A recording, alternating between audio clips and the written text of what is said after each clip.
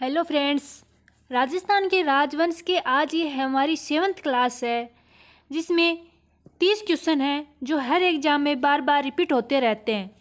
इस तरह से चलते हुए हमारी लगभग इस टॉपिक की 10 क्लासें हो जाएंगी, जिनमें 300 के लगभग क्वेश्चन हो जाएंगे।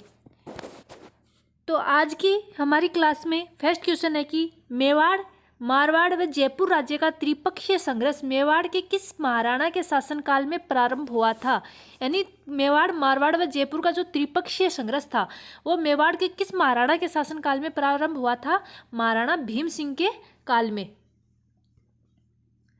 अगला कि मेवाड़ की रानी कृष्णा कुमारी को लेकर घिंगोली का युद्ध किस वर्ष हुआ था। तो घिंगोली का युद्ध है वो 1807 में हुआ था। किसको लेकर हुआ था? मेवाड़ की जो रानी थी कृष्णा कुमारी, उनको लेकर। उदयपुर में सहेलियों की बाड़ी व बैजनाथ मंदिर का निर्माण किसने करवाया था? उदयपुर में सहेलियों की बाड़ी व बैजनाथ मंदिर का निर्माण संग्राम सिंह द्वितीय द्वारा करवाया गया था। उदय सिंह के साथ चित्तौड़ छोड़ने के पश्चात पन्ना को किस स्थान पर आश्रय प्राप्त हुआ था? कुंभलगढ़ में। अलाउद्दीन खिलजी द्वारा चित्तौड़ को क्या नाम दिया गया? चित्तौड़ को नाम दिया गया, नहीं, अलाउद्दीन खिलजी ने चित्तौड़ पर विजय करके उसका नाम क्या रखा था? खिजराबाद। मेवाड़ के किस शासक की मृत्यु के पश्चात मेवाड़ का गुहिल वंश सिसोदिया वंश कहलाया? यानी कि मेवाड़ के कौन सा शासक था जिसकी मृत्यु हो जाने के पश्चात जो मेवाड़ का गुहिल वंश था वो सिसोदिया वंश कहलाया? रतन सिंह की मृत्यु के बाद। अगला कि खानवा का युद्ध किन के बीच हुआ था? तो खानवा का युद्ध बाबर व राणा सांगा के मध्य हुआ था। हल्दी घाटी का युद्ध लड़ा गया था। हल्दी घाटी का युद्ध किन किन के मध्य हुआ था? महाराणा प्रताप व मानसिंह के बीच हुआ था। राणा कुंभा ने मालवा के सुल्तान महमूद खिलजी को किस युद्ध में बंदी बनाया था? मालवा के सुल्तान महमूद खिलजी है, उनको राणा कुंभा ने किस युद्ध में बंदी बनाया था? जो सारंगपुर का युद्ध हुआ था उसमें। अगला कि राणा सांगा ने दिल्ली के जिस सुल्तान को पराजित किया था वह था। राणा सांगा ने दिल्ली के किस सुल्तान को पराजित किया था? इब्राहिम लोदी को। इतिहासकार बदायूं ने किस युद्ध को गोगुंदा का युद्ध की संज्ञा दिया? यानी गोगुंदा का युद्ध किसे कहा गया है? हल्दी घाटी के युद्ध को बदायूं ने गोगुंदा का युद्ध कहा है। 1527 में महाराणा सांगा व बाबर के मध्य खानवा का युद्ध किस जिले में हुआ था? खानवा का युद्ध कब हुआ था? 1527 में। किन के मध्य? महाराणा सांगा व बाबर के मध्य। और कहाँ हुआ था? भरतपुर में। अगला कि कर्नल टोड ने किस युद्ध को मेवाड़ की थर्मोपली की संज्ञा दी है? यानी कर्नल टोड ने मेवाड़ की थर्मोपली कौन से युद्ध को कहा है? हल्दी घाटी के युद्ध को। अगला है कि राणा प्रताप व अकबर के बीच युद्धों से संबंधित निम्न तथ्यों में से कौन सा सत्य है? कि अकबर ने राणा प्रताप के सौतेले भाई जगमाल को प्रलोभित करके जहाजपुर की जागीर प्रदान की थी। सही है। मानसिंह के चले जाने के बाद राणा प्रताप ने गोगुंदा को पुनः स्थगित कर लिया। सही है। राणा प्रताप ने ईडर के नारायण दास को अकबर के विरुद्ध विद्रोह करने को उकसाया। ये भी सही है।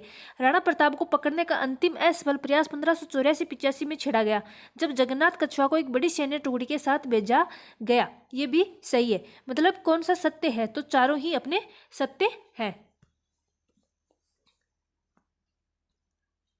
अगला है कि राठौड़ शब्द निम्न में से बना है जो दक्षिण की एक जाति थी। तो राठौड़ शब्द है वो किससे बना है जो दक्षिण में एक जाति भी थी? तो वह थी राष्ट्रकूट। सुमेल का यानी गिरी सुमेल का युद्ध कब लड़ा गया था? तो गिरी सुमेल का युद्ध है वो जनवरी 1544 ईस्वी में हुआ था। अगला कि 1572-73 ईस्वी में अकबर ने जोधपुर किसको सुपुर्द किया था? 1572-73 में अकबर ने जोधपुर को राव जोधा को समर्पित किया था। नहीं, सॉरी, बीकानेर के राय सिंह को दिया था।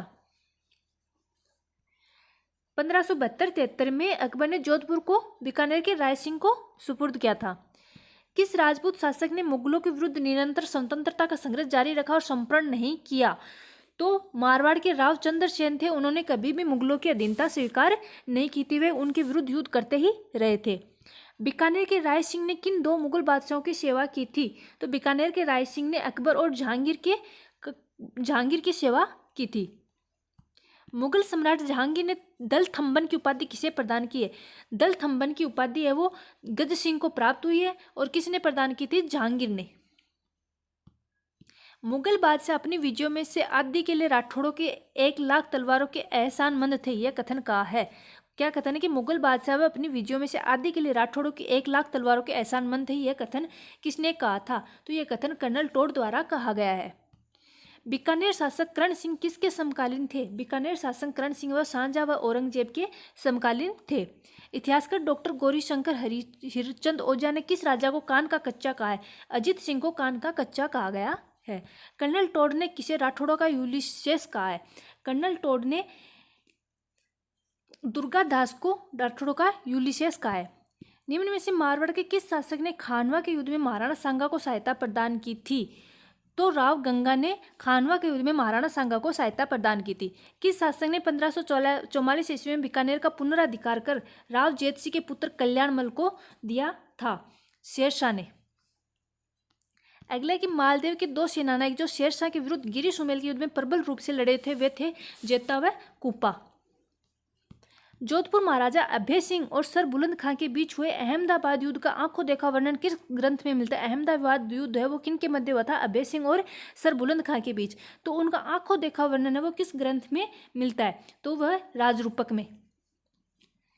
अगला कि हसमत वाला राजा किस शासक को कहा गया है? तो हसमत वाला राजा है वो राव मालदेव को कहा गया है।